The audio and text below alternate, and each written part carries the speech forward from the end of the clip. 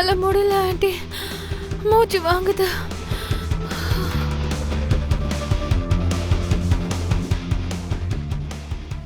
இந்த பூஜை பொருள் எல்லாம் எவ்வளவு வெயிட்டா இருக்கு.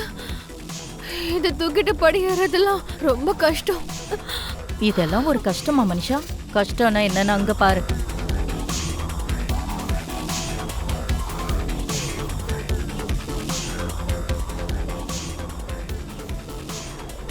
சின்ன பிளேட்டை சுமக்கிறதுக்கே தைய தக்கான்னு குதிச்சிட்டு இருக்க. ஆனா அந்த லக்ஷ்மிய பாரு, முட்டிய போட்டு படி ஏறிட்டு இருக்கா. அது அவ தலையெழுத்து ஆண்டி. மேல ஏறதுக்குள்ள அவளுக்கு நல்ல மூட்டு வலி வந்து கீழே விழுந்துருவா. அவ விழுறதுக்கு முன்னாடி நீ விழுந்துருவ போல இருக்கு. ஷோ, அவங்களே வந்துட்டாங்க பாரு, சீக்கிரமா. கொஞ்ச நேரம் வெயிட் பண்ணுங்க ஆண்டி. ஐயோ, இத பாக்கும்போது முயலும் ஆமக்கத்தை தான் ஞாபகம் வருது. நீ கால்ல நடக்கிறதுக்குள்ள அந்த லக்ஷ்மி முட்டி போட்டுட்டே வந்துருவா போல இருக்கு. ஐயோ, போலாம் வா.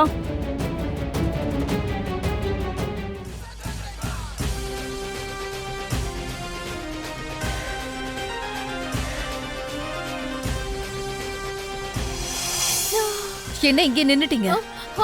ஏறி போங்க. எங்களுக்கு ஒன்னும் கால் வலியோ இல்ல டயர்ட் ஆகியோ நாங்க நிக்கல. உங்களுக்காக தான் வெயிட் பண்ணோம்.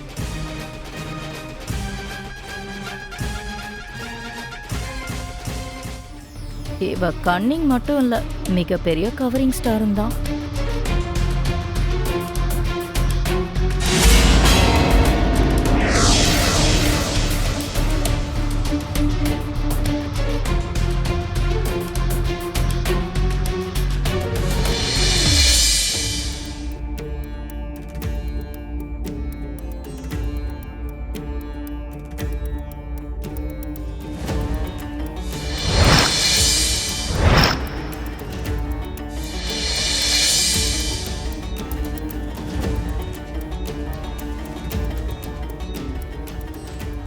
இது உண்மையாவே அந்த கடவுளோட அருள்னு தாம்மா சொல்லணும். எந்த பூஜை பொருட்களை நீ கொண்டு வரணும்னு நினைச்சியோ அந்த பூஜை பொருளே உன் கைக்கு வந்திருக்குமா.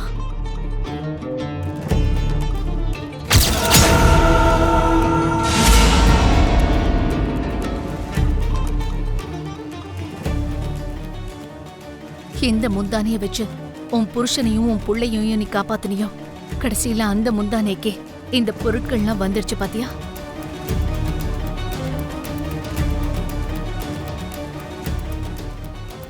இது சாட்சாத் அந்த அம்மன் உனக்கு கொடுத்திருக்கிற வரம் லக்ஷ்மி.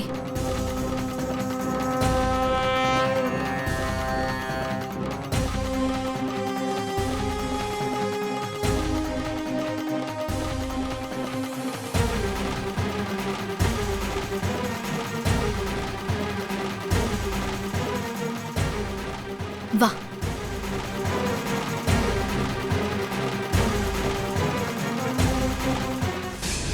சரியா?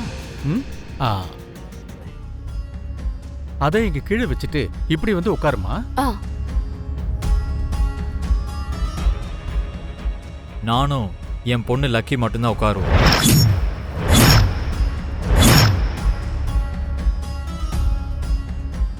இது குடும்பத்தோட உட்கார்ந்து செய்ய வேண்டிய ஹோமம்பா. அம்மா அரவிந்தா, நீ மித்ரா கிட்ட சொல்லலையா? யாரு சொன்னாலும் இவ பக்கத்துல நான் உட்கார மாட்டேன். பூஜை பொருட்களை கொண்டு வந்தது லக்ஷ்மி தானே மித்ரா. ஹோமத்துல அவதாண்டா உட்காரணும். என்னத்தை கொண்டு வந்த அவ? கீழே இருந்து கஷ்டப்பட்டு நான் தான் கொண்டு வந்தேன்.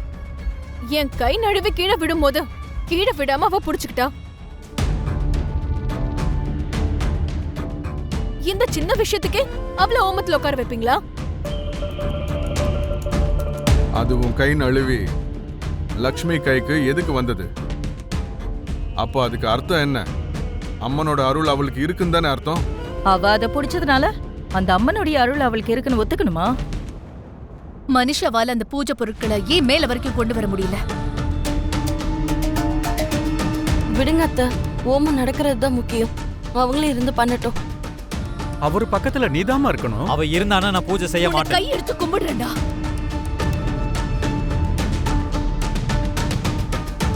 இந்த ஹோமம் மனைவி கூட சேர்ந்து செய்யணும். சரி, மனைவி கூட உட்காந்து தான் பூஜை பண்ணணுங்கிறதுனால என் பக்கத்துல மனிஷா உட்காருவோம்.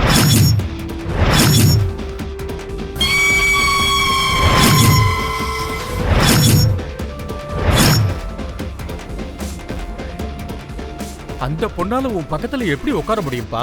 அவ என் வருங்கால மனைவி. தாலி கட்டின மனைவி இருக்கும்போது அவ என் மனைவின்னு நான் நினைக்கவே இல்லை.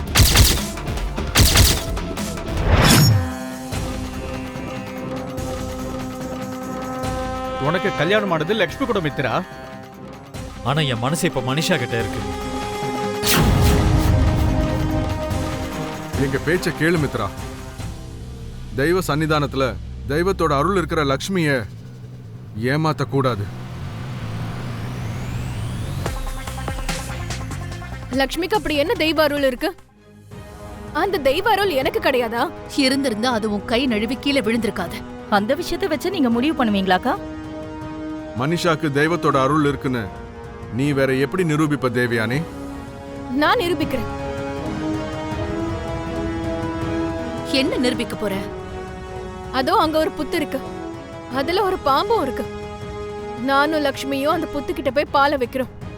அந்த பாம்பு யார் வச்ச பாலை குடிக்குதோ அவங்களுக்கு தான் தெய்வத்தோட அருள் இருக்கு. அவங்க தான் மித்ரா பக்கத்துலயும் உட்காரணும். சரி, அந்த நாக தேவதையோட அருள் யாருக்கு இருக்குன்னு பாத்துடலாம். யாருக்கு இருக்கும் அவங்க தான் மித்ரா பக்கத்துல உட்காரணும். அதுக்கு மித்ரா ஒத்துக்கிட்டே ஆகணும். வாங்க நம்ம புத்துக்கிட்ட போகலாம். இனி நம்ம பரீட்சை ஆரம்பிக்கலாம். 2 பேரும் புத்துக்கிட்ட பாலை வைங்க.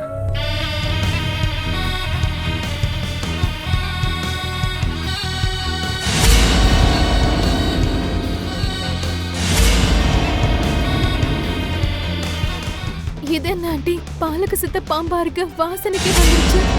என்ன பாலையே வைக்கல, அதுக்குள்ள வந்துருச்சு. மனிஷா, இது கடவுளுடைய பாம்பு. எதை போய் கிண்டல் பண்ணிட்டு இருக்க? கேட்டிருக்கோன்னு நினைக்கிறீங்களா? தெரியல, ஆனா பாம்புடைய காது ஷார்ப்னு சொல்லுவாங்க. நாகதேவதை வெளியே வந்துருச்சு.